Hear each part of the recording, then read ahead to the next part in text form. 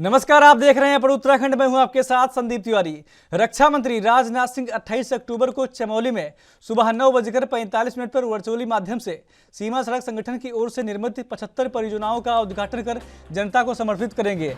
इन महत्वाकांक्षी परियोजनाओं में BRO 66 RCC के अधीन सिमली ग्वालदम रोड पर निर्मित 3 पुल भी शामिल हैं।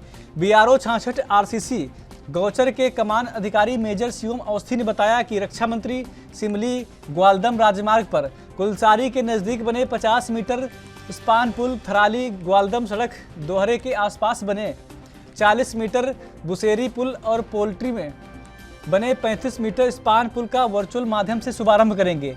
गढ़वाल सांसद तीरथ सिंह रावत भी वर्चुअल माध्यम से जुड़े रहेंगे, जबकि थराली विधायक भूपाल राम टमटा और पूर्व विधायक मुन्नी देवी शाह कार्यक्रम में शामिल होंगे।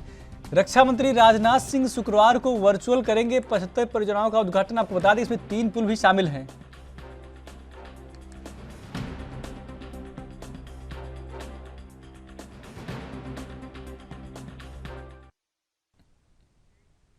बाबा केदार के धाम केदार मंदिर के कपाट भैया दूज के अवसर पर मंत्रोच्चारण के बीच शीतकाल के लिए बंद कर दिए गए हैं। सेना की मराठा रेजिमेंट के बैंड की भक्तिमय स्वर लहरियों के बीच 3000 से अधिक श्रद्धालु कपाट बंद होने के साक्षी बने। 29 अक्टूबर को डोली अपने शीतकाल पूजा गद्दी स्थल ओमकारेश्वर मंदिर उखीमठ में विराजमान होगी। भैया दूज के पावन पर्व पर गुरुवार को परंपरा अनुसार भगवान आशुतोष के 11वें ज्योतिर्लिंग श्री केदारनाथ धाम के कपाट सुबह 8:30 बजे विधि विधान के साथ शीतकाल के लिए बंद कर दिए गए हैं। इस मौके पर सैकड़ों भक्तों ने बाबा के दर्शन कर पुण्य अर्जित किया। इस वर्ष केदारनाथ यात्रा में रिकॉर्ड 15 लाख से अधिक श्रद्धालु पहुंचे हैं।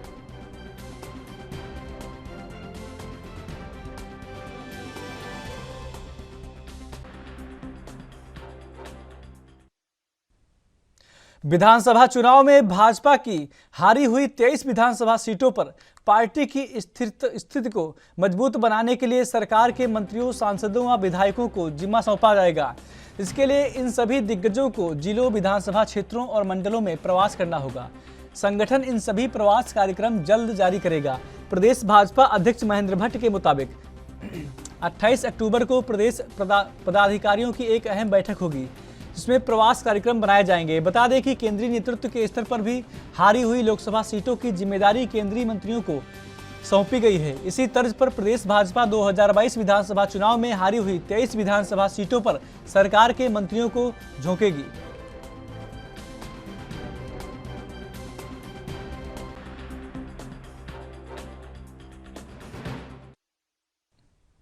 हिमाचल प्रदेश विधानसभा चुनाव में उत्तराखंड के नेता अहम भूमिका निभाएंगे, जिसमें उत्तराखंड बीजेपी के नेता हिमाचल प्रदेश विधानसभा चुनाव में प्रचार की कमान संभालेंगे।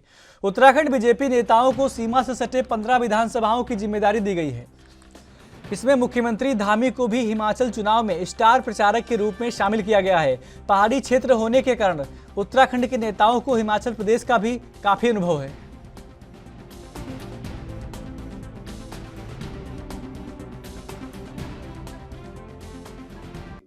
देखिए, हमने लगभग 15 लोगों की टीम ने पहले शुरू में भेजी थी, और अभी हमने अपने जो विधायक हैं, कुछ मंत्रीगण हैं, और जो हमारे खास तौर पर जो चुकंदर क्षेत्र से लगे प्रमुख कार्यकर्ता हैं, उनकी भी ड्यूटी हमने वहाँ लगाई। और कुलदीप जी हमने उसके संयोजक के नाते उनके नेतृत्व में वहाँ लोग जाएंगे, और सबको अलग अलग विधान में बांट दी गई हैं।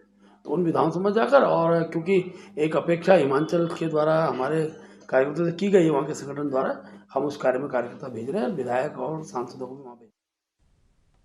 उत्तराखंड के पूर्व सीएम हरीश रावत अपने सोशल मीडिया पर जारी बयानों के चलते हमेशा चर्चा में रहते हैं। पूर्व मुख्यमंत्री हरिद्वार में अपनी पदयात्रा शुरू करने जा रहे हैं। इसको लेकर उत्तराखंड की सियासत में सुगबुगाहट भी शुरू हो गई है। वहीं कांग्रेस प्रदेश अध्यक्ष करण माहरा का कहना है कि पूर्व मुख्यमंत्री हरीश रावत की ये पदयात्रा उत्तराखंड में खराब हो रही कानून व्यवस्था को सुधारने के लिए है और पंचायत चुनाव में धांधली और देश में खराब हो रहे सांप्रदायिक माहौल को लेकर है।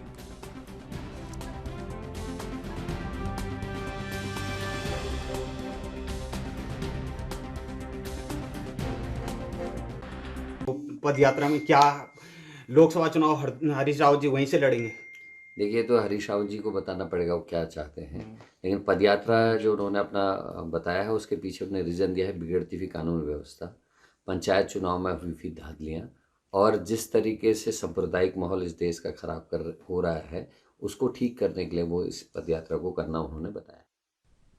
पूर्व मुख्यमंत्री हरीश रावत की कांग्रेस में उपयोगिता अब भी बरकरार है और यही वजह है कि कांग्रेस के नए राष्ट्रीय अध्यक्ष मल्लिकार्जुन खड़गे ने भी अपने ही स्टीयरिंग कमेटी में उन्हें शामिल किया है। पूर्व मुख्यमंत्री हरीश रावत के इस चयन पर कांग्रेस के प्रदेश अध्यक्ष करण माहरा ने कहा कि हरीश रावत की उपयोगिता और उनके अनुभव का लाभ पार्टी लेना चाहती है, इसलिए उनको कमेटी में शामिल करने के साथ ही उन्हें नई जिम्मेदारी भी दी गई है। बता दें कि राष्ट्रीय अध्यक्ष को इस नई टीम में उत्तराखंड से एकमात्र हरीश रावत ही कांग्रेस से हैं, जबकि टीम के भीतर पूर्व राष्ट्रीय अध्यक्ष सोनिया गांधी और पूर्व प्रधानमंत्री मनमोहन सिंह जैसे दिग्गज भी शामिल हैं।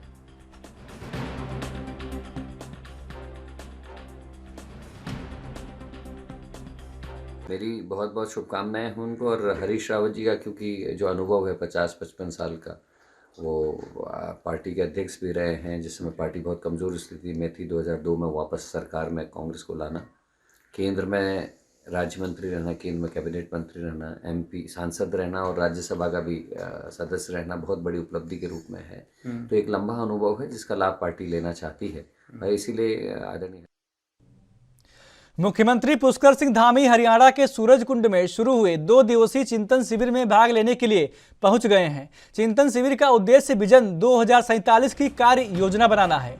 चिंतन शिविर में भाग लेने के लिए सभी राज्यों के गृह मंत्रियों के साथ ही राज्यों के उपराज्यपाल और आपको बता दें कि प्रशासकों को आमंत्रित किया गया है। वहीं उत्तराखंड के CM पुष्कर सिंह धामी 2 दिन तक चिंतन शिविर में मौजूद रहेंगे। इसे लेकर बीजेपी प्रदेश अध्यक्ष महेंद्र भट्ट ने कहा कि सभी प्रदेश के गृह मंत्रियों के साथ ये बैठक होगी और केंद्र की ओर से चलाई जा रही योजनाओं का क्रियान्वयन किस तरीके से राज्य कर रहा है, इन सब मुद्दों को लेकर चर्चा की जाएगी।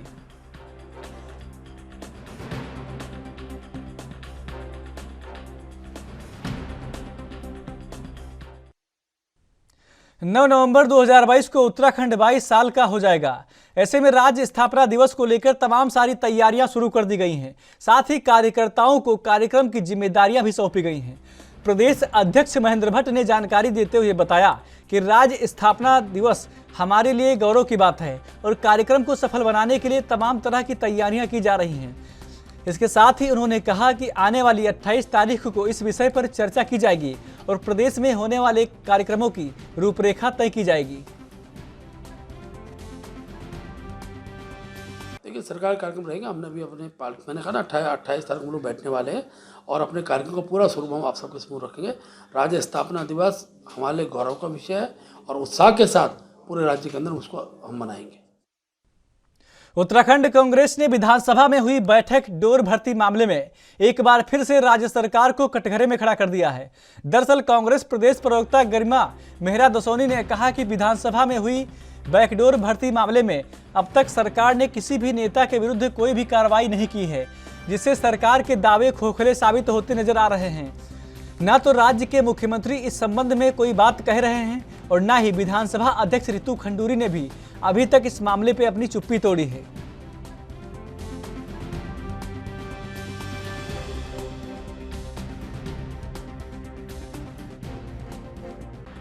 राजनीतिक शुचिता, पारदर्शिता, जीरो टॉलरेंस, भ्रष्टाचार मुक्त प्रदेश की बात करने वाली उत्तराखंड की भाजपा का दोहरा चरित्र विधानसभा नियुक्ति प्रकरण में सामने आया, जहां एक और विधानसभा अध्यक्ष ने चुप्पी नहीं तोड़ी इन सारे भ्रष्टाचारी मंत्री विधायकों के ऊपर, जिन्होंने अपने लोगों का, अपने सगे संबंधियों की विधानसभा में नियुक्तियां कहीं। वहीं दूसरी ओर राष्ट्रीय स्वयंसेवक संघ ने अपने प्रांत प्रचारक और सह प्रांत प्रचारक दोनों का यहां से तबादला कर दिया दूसरे प्रदेशों में, यानी कि उनको दंड दे दिया गया है RSS की ओर से। लेकिन भारतीय जनता पार्टी बताए कि कौन सी गाज उन्होंने अभी तक अपने मंत्री पर, विधायक पर या संगठन महामंत्री पर गिराई है, कौन सी कार्यवाही इन लोगों के ऊपर करी है इस तरह से बैकडोर नियुक्ति। केरल के राज्यपाल आरिफ मोहम्मद खान केरल से पंतनगर एयरपोर्ट पहुंचे, जहां उनके भाइयों सालार खान और हसनैन मलिक समेत सैकड़ों बीजेपी कार्यकर्ताओं ने उनका स्वागत किया। इसके बाद राज्यपाल पंतनगर से सितारगंज रोड स्थित आपको बता दें कठंगरी गांव के नजदीक उत्तर प्रदेश की सीमा पर मौलाना फार्म पहुंचे, जहां सैकड़ों ग्रामीणों ने उनका स्वागत किया। बता दें कि केरल के राज्यपाल आरिफ मोहम्मद खान 2 दिवसीय भ्रमण पर क्षेत्र में पहुंचे थे। इसी कड़ी में वे अपने पुराने घर मौलाना फार्म पहुंचे, जहां उन्होंने अपने पोते के कार्यक्रम में शिरकत की।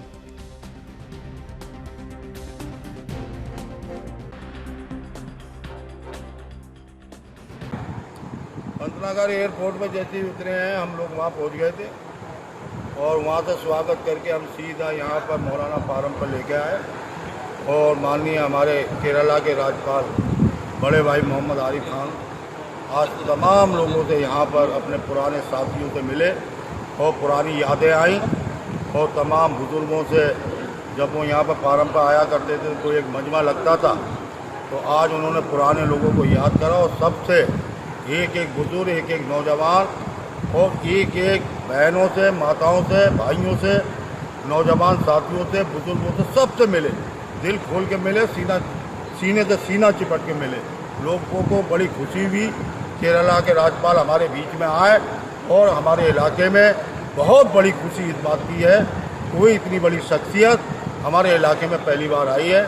उनके भतीजे का, उनके पोते का वलीमत हकीका था उस पार्टी में। गढ़वाल केंद्रीय विश्वविद्यालय में छात्र संघ चुनाव और कर्मचारियों के आंदोलन के चलते विश्वविद्यालय ने पुलिस प्रशासन के पीएससी की मांग की है। इस संबंध में गढ़वाल विश्वविद्यालय के कुलसचिव की ओर से एसएसपी पौड़ी से बात भी की थी। वहीं पीएससी की तैनाती को लेकर छात्रों ने विरोध जाहिर किया है। छात्रों का कहना है कि इसका विरोध किया जाएगा। गढ़वाल केंद्रीय विश्वविद्यालय के कुलसचिव अजय खंडूरी ने बताया कि पीएससी लगाने को लेकर पुलिस प्रशासन से बात हुई है। ऐसा छात्र संघ चुनाव और कर्मियों के आंदोलन को देखते हुए किया गया है। उन्होंने यह भी कहा कि पूर्व में भी पीएससी तैनात की गई थी, फिर से तैनात करने को लेकर पुलिस से बात हुई है।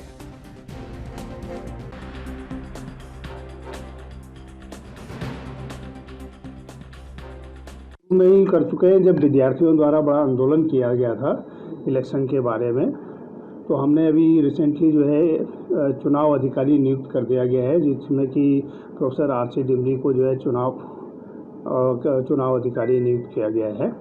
तो उसी उपलक्ष्य में, जबकि अब जो है ये चुनाव की सरगर्मियाँ और साथ में ये कर्मचारियों द्वारा होने वाले आंदोलन के मद्देनज़र रखते हुए पीएससी पहले ही हमारे पास में है ऑलरेडी। उनको सिर्फ ये निवेदन किया गया है कि समय समय पर विश्वविद्यालय प्रशासन में अपनी व्यवस्था को सुचारू रूप से बनाए। पहले तो गढ़वाल विश्वविद्यालय के जो अधिकारी है वो तो पहले तो अपने कमरों पे ताला मार के रखते थे, और अब तो ये बहुत ही शर्म का विषय है कि वो हमको आतंकवादी सोचते हैं, इसलिए उन्होंने प्रशासन का बल लगा दिया है हमें रोकने के लिए। ऐसा है, चाहे गढ़वाल विश्वविद्यालय कर्मचारी हो या छात्र हो, अगर उनको कुछ समस्या होगी तो एक अधिकारी से ही तो बात करने जाएंगे। शर्म आनी चाहिए उन तमाम अधिकारियों को जिन्होंने इस तरीके की हरकत की है और जो प्रशासन का यूज़ करते हुए पीएससी वहाँ पे लगा दी है। हम कोई आतंकवादी नहीं है, हम एक छात्र हैं और छात्र के मुद्दे लेकर हम अधिकारी को तो मिलने जाएंगे। बहुत शर्म आनी चाहिए उन सभी अधिकारियों को जिन लोगों ने इस तरह की गंदी घिनौनी हरकत की है। बिल्कुल इसका जल्द से जल्द विरोध होगा, क्योंकि हम कोई आतंकवादी नहीं है, सिर्फ अपनी समस्याओं को हम वहाँ तक अधिकारी तक पहुँचाना चाहते हैं। इसलिए छात्र प्रतिनिधि चुना जाता है कि जो छात्रों की समस्या। उत्तराखंड के रामनगर में पुलिस ने नशे के खिलाफ अभियान चलाते हुए 2 लोगों को गिरफ्तार कर लिया है। आपको बता दें कि जिनके कब्जे से 12 ग्राम स्मैक बरामद हुई है। बता दें कि बरामद स्मैक की कीमत अंतर्राष्ट्रीय बाजार में 1 लाख रुपए से अधिक बताई जा रही है। कोतवाल अरुण कुमार सैनी ने बताया कि आरोपियों के खिलाफ संबंधित धाराओं के तहत मुकदमा दर्ज कर उन्हें कोर्ट में पेश करने की कार्रवाई की गई है।